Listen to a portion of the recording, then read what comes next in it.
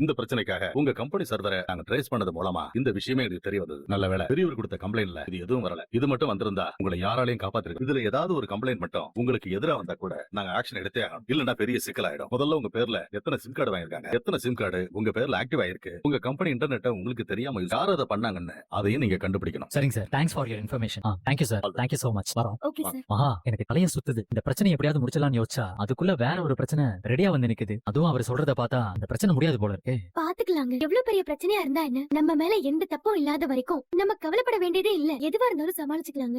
என்னடி இது, மாப்பிள்ள வெளியில வந்துட்டாருன்னு மகா சொன்னா. சரி, அத பத்தி என்னன்னு கேட்கலான்னு பார்த்தா போனே போக மாட்டேங்குதே. தெரியலமா. எல்லாருமே ஒரே டைம்ல கால் பண்ணா எங்கேஜ்டா தான் இருக்கும். கொஞ்ச நேரம் வெயிட் பண்ணி பாப்போம். தயவு செஞ்சு எல்லாரும் போனை வைங்க. மாமா போன் அங்கதானே இருக்கும். இருங்க, நான் மாமா நம்பருக்கு ட்ரை பண்றேன்.